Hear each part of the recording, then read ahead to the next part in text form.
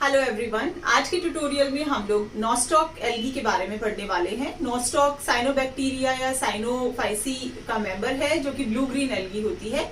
Nostoc के सबसे पहले हम लोग सैलियन फीचर्स या कैरेक्टरिस्टिक फीचर्स के बारे में देख लेते हैं।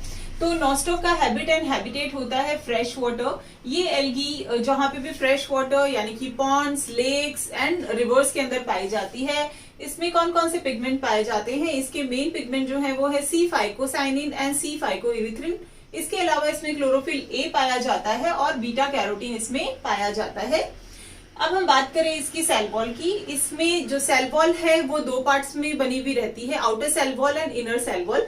आउटर सेल वॉल सेलुलोज की बनी हुई होती है, so outer cell wall is cellulosic, जबकि इनर सेल वॉल म्यूकोपेप्टाइड्स की बनी हुई होती है। नॉस्टॉक में स्टोर फूड मटेरियल के रूप में cyanophycean starch and cyanophycean protein पाए जाते हैं। इसके अलावा फैट ग्रेन्यूल्स इसमें स्टोर फूड मटेरियल के रूप में देखे जा सकते हैं। नेक्स्ट इसकी थैलस की बात करें तो इसका थैलस कॉलोनी के फॉर्म में पाया जाता है।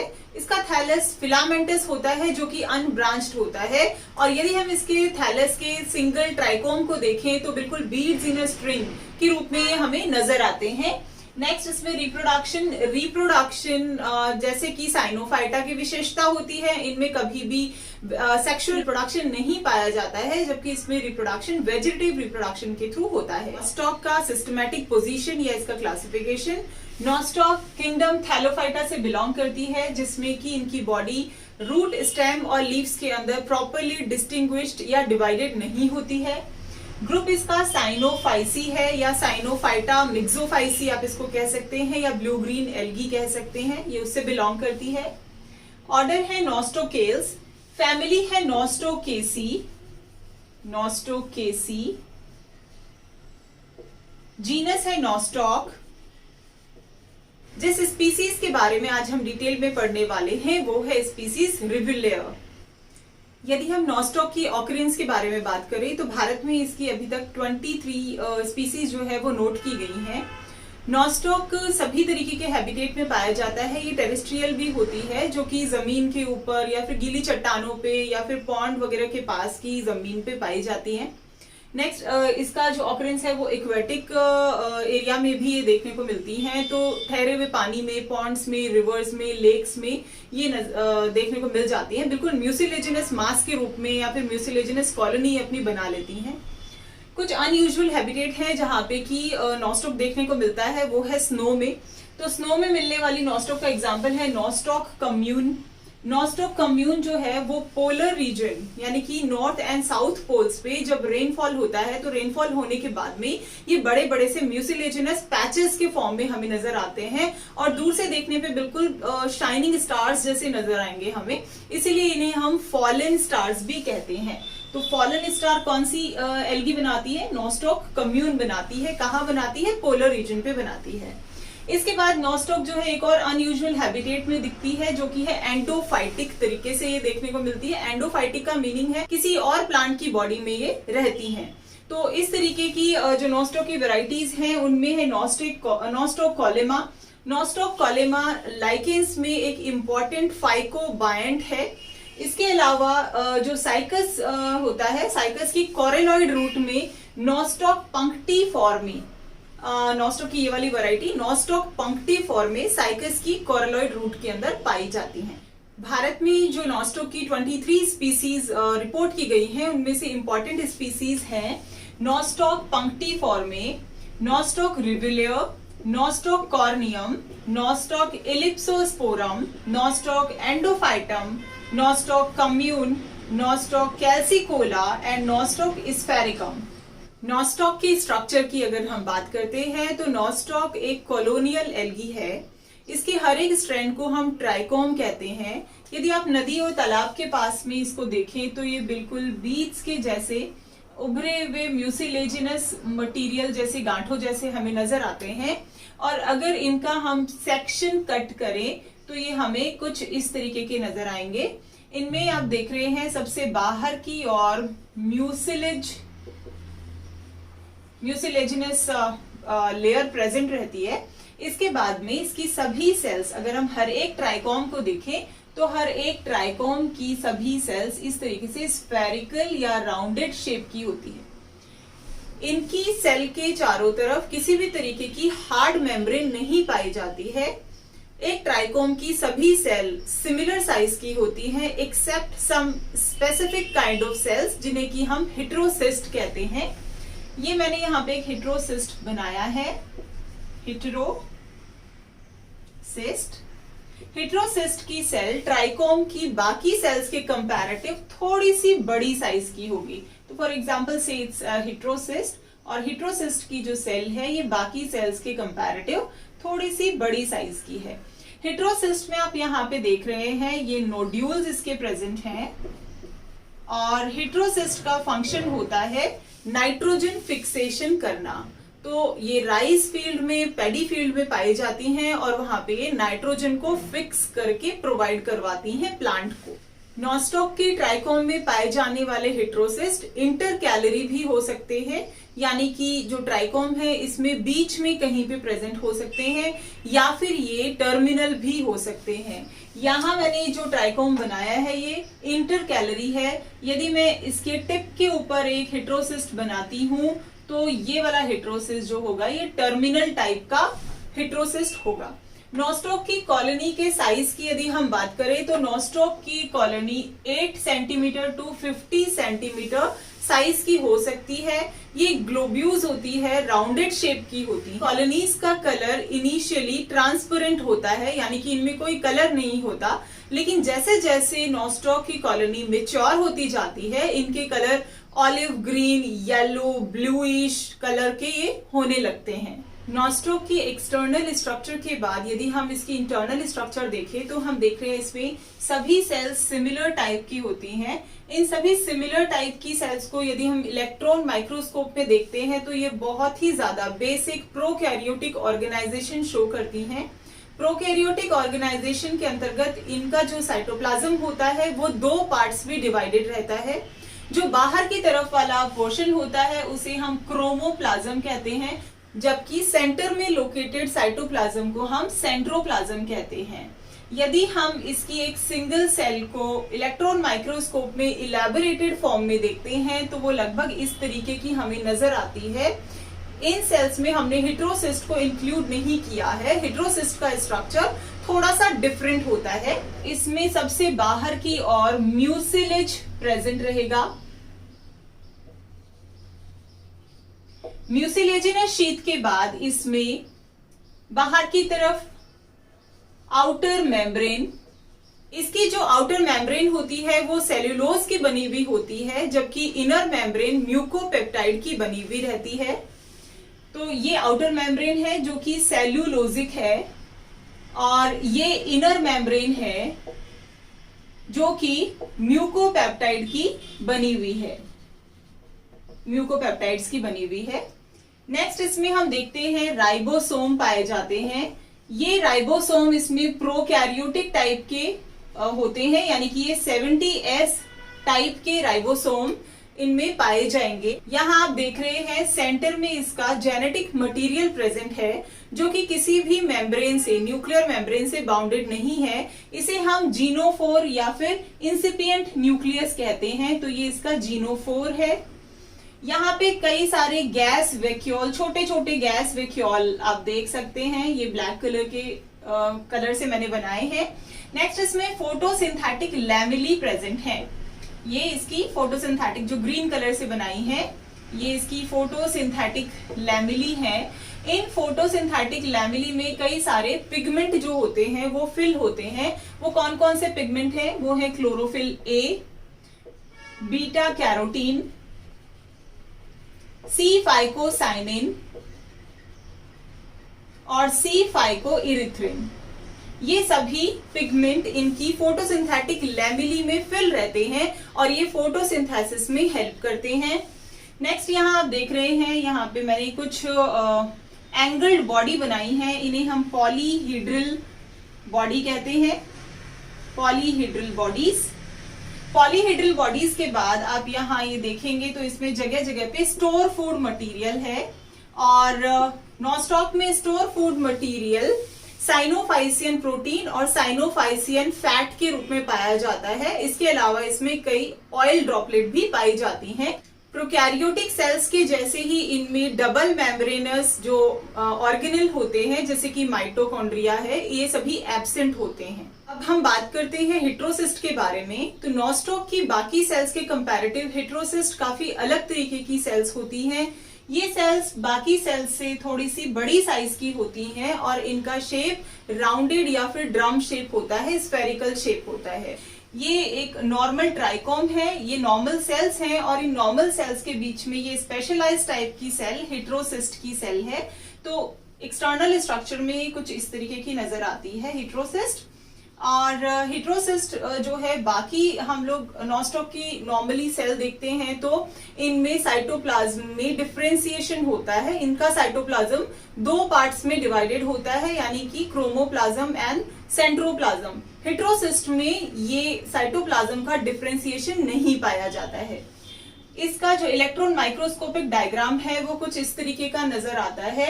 इलेक्ट्रॉन माइक्रोस्कोपिक डायग्राम में हम देखें तो इसकी जो वॉल होती है, इसमें सबसे बाहर की तरफ म्यूसिलेज प्रेजेंट होता है। तो ये सबसे बाहर इसमें म्यूसिलेज प्रेजेंट है, म्यूसिलेजिनस लेयर। हेटेरोसिस्ट की पोजीशन या तो टर्मिनल हो सकती है या इंटरकैलरी हो सकती है। टर्मिनल मींस कोई भी ट्राइकोम है तो उसके टिप के ऊपर यदि हेटेरोसिस्ट प्रेजेंट हो, लाइक यहाँ पे मैं इसका डायग्राम बना रही हूं तो ये टर्मिनल पोजीशन है। और इंटरकैलरी मींस ट्राइकोम के बीच में कहीं पे यदि ये प्रेजेंट हो।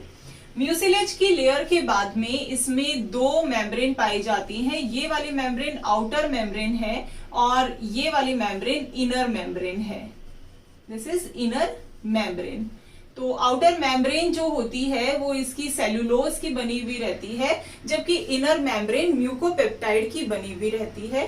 इसके बाद यहाँ बीच में ये जो एरिया है, ये जो रीजन आप देख रहे हैं, इस वाले रीजन को हम लोग इलेक्ट्रॉन ट्रांसपेरेंट रीजन कहते हैं। ये एक ट्रांसपेरेंट जोन होता है जो कि दोनों मेम्ब्रेन्स के बीच में पाया जा रहा है। बाकी सेल्यूलर स्ट्रक्चर इसका काफी सिंपल है। इसमें ग्रीन कलर के मैंने लैमिली बनाए हैं जो कि फोटोसिंथेसिस का काम करते हैं। तो ये इसकी फोटोसिंथेटिक लैमिला है और इन्हीं में सारे पिगमेंट जो होते हैं वो फिल रहते हैं। सेंटर में इसका जीनोफोर या फिर न्यूक्लियोइड पाया जाता है, यानी कि इसका जेनेटिक मटेरियल पाया जाता है। ये इसका न्यूक्लियोइड है। इसके बाद आप दोनों तरफ का इसका पोर्शन देखें तो वो हल्का सा इलोंगेटेड आपको नजर आ रहा है। ये हल्का सा इलोंगेटेड जो पोर्शन है, इसमें यहाँ पे पोलर ग्रैन्यूल यहाँ प्रेजेंट है। These are polar granule. ये इस तरफ की बात करें तो यहाँ के ये पोलर ग्रैन्यूल है और ये इस तरफ के पोलर ग्रैन्यूल है। ये हेटेरोसिस में नाइट्रोजन फिक्स करवाने में हेल्प करते हैं। इसके अलावा यहाँ पे आप देखें तो इन थिक लेयर्स के बीच में, आउटर ट्रांसपेरेंट और इनर मेम्ब्रेन के बीच में यहाँ पर एक पोलर पोर पाया जा रहा है। इस पोलर पोर की हेल्प से हेटेरोसिस्ट बाकी की जो ट्राइकोम की सेल्स हैं उन सेल्स के साथ में अटैच रहे। हेटेरोसिस्ट में दोनों पोल्स के ऊपर दो पोलर ग्रेन्यूल पाए जाते हैं। इनिशियली ये पोलर ग्रेन्यूल ओपन होते हैं, धीरे धीरे इन पोलर ग्रेन्यूल वाले पोर्शन में थिक मेम्ब्रेन जो होती है उसका डिपोजिशन होने लगता है। तो ये जो आप पोर्शंस देख रहे हैं, ये यहाँ पे थिक मेम्ब्रेन्स का डिपोजिशन हो चुका है और थिक मेम्ब्रेन के डिपोजिशन के बाद ही इसमें पोलर ग्रेन्यूल्स का फॉर्मेशन होता है। हेटेरोसिस्ट कलरलेस होती है क्योंकि इसमें जो हमारे पास में फोटोसिंथेटिक पिगमेंट है वो काफी कम मात्रा में पाए जाते हैं और जो फोटोसिंथेटिक लैमिली है वो भी डिफॉर्मेटेड फॉर्म में ज्यादा पाई जाती है, टूटी फूटी अवस्था में ज्यादा पाई जाती है, इसलिए कलरलेस होते हैं। यदि हम हेटेरोसिस्ट के फंक्शंस की बात करें तो हेटेरोसिस्ट के बहुत ही इंपॉर्टेंट फंक्शंस होते हैं। हेटेरोसिस्ट रिप्रोडक्शन में हेल्प करती है। रिप्रोडक्शन में ये फ्रेगमेंटेशन करवाने में हेल्प करती है। जब भी कोई ट्राइकोम काफी लंबा हो जाता है तो उस ट्राइकोम हेटेरोसिस्ट की प्लेस के यहाँ से टूट जाता है और टूट करके दोनों ही हिस्से नए ट्राइकोम को फॉर्म कर लेते हैं। फ्रेगमेंटेशन के बाद दूसरे तरीका है स्पोर का फॉर्मेशन कराना। तो यदि एडवर्स कंडीशन आ जाती है तो भी हेटेरोसिस्ट अपने चारों तरफ म्यूसिलेज बना करके काफी लंबे समय तक एज ए स्पोर रह सकते हैं और एडवर्स कंडीशन से निकलने के बाद में जैसे ही फेवरेबल कंडीशंस आती हैं हेटेरोस्पोर जर्मिनेट करके नया थैलस फॉर्म कर लेते हैं। हेट्रोसिस्ट का एक और इम्पॉर्टेंट फंक्शन है, वो है हॉर्मोगोनिया बनाना। हॉर्मोगोनिया बनाने के लिए भी नॉस्टॉक का जो थैलस होता है वो जिन जिन जगहों पे हेट्रोसिस्ट प्रेजेंट होती है उन प्लेसेस पे से टूट करके ऑब्लोंग स्ट्रक्चर बना लेता है, जिन्हें हम हॉर्मोगोन कहते हैं। और ये हॉर्मोगोन सूटेबल एटमोस्फेयर जैसे ही इन्हें मिलता है, फेवरेबल कंडीशन में, ये जर्मिनेट होकर के नया थैलस फॉर्म कर सकते हैं। इसके अलावा एक बहुत इंपॉर्टेंट फंक्शन होता है हेट्रोसिस्ट का, वो है नाइट्रोजन फिक्सेशन करने का। और नाइट्रोजन फिक्सेशन करने में जो पोलर नोड्स या पोलर ग्रैन्यूल होते हैं वो काफी हेल्पफुल होते हैं। स्ट्रक्चर के बाद हम बात करते हैं नॉस्टॉक में पाए जाने वाले डिफरेंट टाइप के रिप्रोडक्शन के बारे में। तो नॉस्टॉक में कभी भी सेक्सुअल रिप्रोडक्शन नहीं पाया जाता, इसमें सेक्सुअल रिप्रोडक्शन एब्सेंट होता है। तो फिर ये किन तरीकों से रिप्रोड्यूस करती है? तो इसके रिप्रोड्यूस करने के दो तरीके हैं। फर्स्ट, वेजिटेटिव रिप्रोडक्शन, जो कि बहुत ही कॉमन होता है, वेजिटेटिव। और दूसरा है एसेक्सुअल रिप्रोडक्शन। वेजिटेटिव रिप्रोडक्शन, इसमें फ्रेगमेंटेशन और हॉर्मोगोनिया के थ्रू हो रहा है, जबकि एसेक्सुअल रिप्रोडक्शन अकाइनिड्स, एंडोस्पोर्स और हेट्रोसिस्ट की हेल्प से होता है।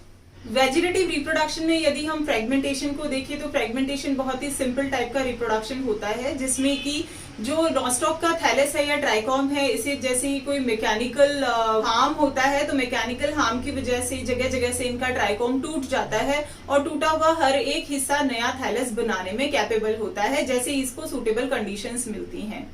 नेक्स्ट टाइप का वेजिटेटिव रिप्रोडक्शन है वो है with the help of hormogonia.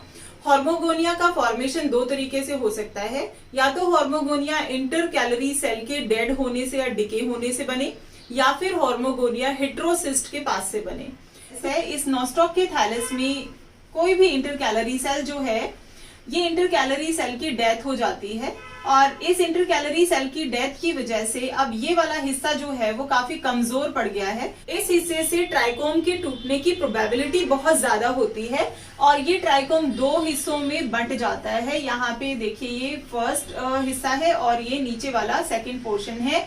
इन दोनों पोर्शंस को अब हम लोग हॉर्मोगोनिया कहते हैं। और ये हॉर्मोगोनिया जो होते हैं, जैसे ही इन्हें सूटेबल एटमॉस्फेयर मिलता है, ये नया थैलस बना लेते हैं। ठीक इसी तरीके से थैलस में हेट्रोसिस्ट प्रेजेंट होती हैं। ये हेट्रोसिस्ट जिन जगहों पे होगी उन जगहों पे इनकी पकड़ बाकी की सेल्स के साथ में काफी वीक होती है। इस वजह से हेट्रोसिस्ट वाले प्लेस पे से जो ट्राइकोम है उसका टूटना बहुत ज्यादा प्रोबेबल होता है, बहुत आसान होता है। तो इन जगहों से हेट्रोसिस्ट के पास से ट्राइकोम टूट जाता है, टूट करके इस तरह से छोटे हॉर्मोगोनिया बना लेते हैं और हर एक हॉर्मोगोनिया फ्यूचर में जाकर के नया थैलस फॉर्म कर सकता है। एसेक्सुअल रिप्रोडक्शन का पहला तरीका है अकाइनिड्स के थ्रू। अकाइनिड्स का फॉर्मेशन नॉस्टॉक के ट्राइकोम में यूजुअली उस जगह पे होता है जहां पे कि हेट्रोसिस्ट पाया जाता है। और एक बहुत बड़े एल्गोलॉजिस्ट थे जिनका नाम है फ्रिश के अकॉर्डिंग हेट्रोसिस्ट की सेल्स के थ्रू कुछ पर्टिकुलर टाइप के एक्सिड्यूट सिक्रीट किए जाते हैं और ये एक्सिड्यूट जो है ट्राइकोम में अकाइनिड बनाने में हेल्प करते हैं। कई बार तो इस तरह की कंडीशन भी देखी गई है कि नॉस्टॉक के थैलस में, नॉस्टॉक के ट्राइकोम में, जहां पे एक हेट्रोसिस्ट है और दूसरा हेट्रोसिस्ट है, इन दोनों के बीच की सभी सेल्स अकाइनिड में कन्वर्ट हो गई हो। अकाइनिड राउंड स्ट्रक्चर होते हैं जो कि बाकी सब सेल्स के कंपैरेटिव थोड़ा ज्यादा फूड मटेरियल स्टोर कर लेते हैं और इनकी सेल वॉल जो होती हैं वो काफी थिक हो जाती हैं।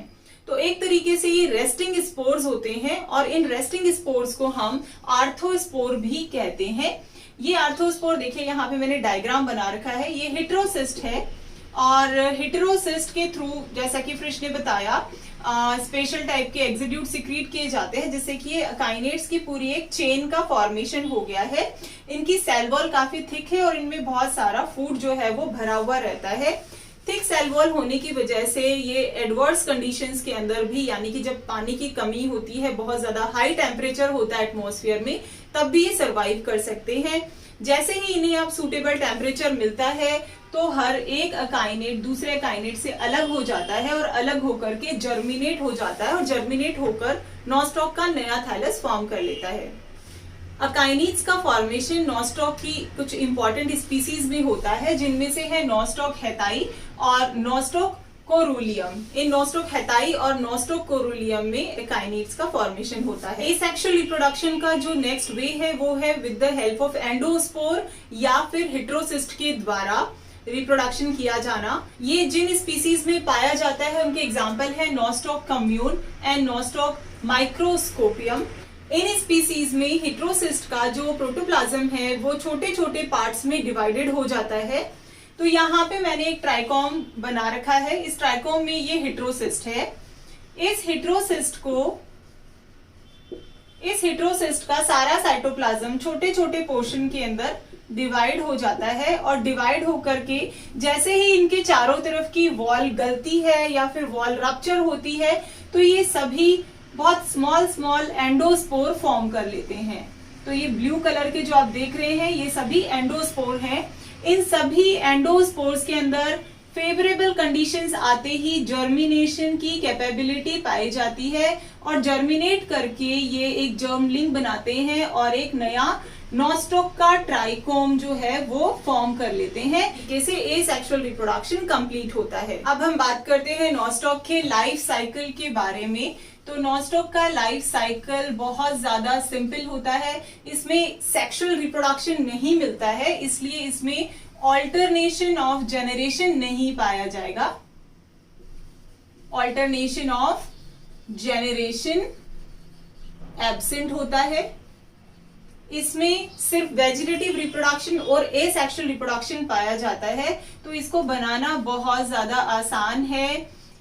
यहाँ पे जो इसमें रिप्रोडक्शन हो रहा है वो या तो वेजिटेटिव मींस के थ्रू हो रहा है। तो ये टॉप पे जो हमने बनाए हैं ये वेजिटेटिव रिप्रोडक्शन के टाइप है, जो कि फ्रेगमेंटेशन यानी कि किसी भी ट्राइकोम के टूटने के बाद में नया थैलस फॉर्म होना, और दूसरा है हार्मोगोनिया की हेल्प से। दूसरे टाइप का इसमें जो रिप्रोडक्शन पाया जा रहा है वो है एसेक्सुअल रिप्रोडक्शन। और एसेक्सुअल रिप्रोडक्शन अभी हमने डिटेल में पढ़ा with the help of akinete, endospore और हेटेरोसिस्ट के थ्रू, और ये सभी नोस्टॉक का नया थैलस बनाने में कैपेबल होते हैं। तो यहाँ पे हमने देखा कि अल्टरनेशन ऑफ जनरेशन नहीं पाया जा रहा है और बहुत ही सिंपल टाइप का इसका लाइफ साइकिल होता है। तो फ्रेंड्स ये थी सारी इंफॉर्मेशन नोस्टॉक के बारे में। होप ये वीडियो आप लोग के लिए हेल्पफुल था। यदि आपको ये वीडियो अच्छा लगा तो please press the like button, और अगर आपने हमारा चैनल अभी तक सब्सक्राइब नहीं किया है तो please consider subscribing. I am Kanchan Sharma from impact learning classes and I thank you so much for watching the video.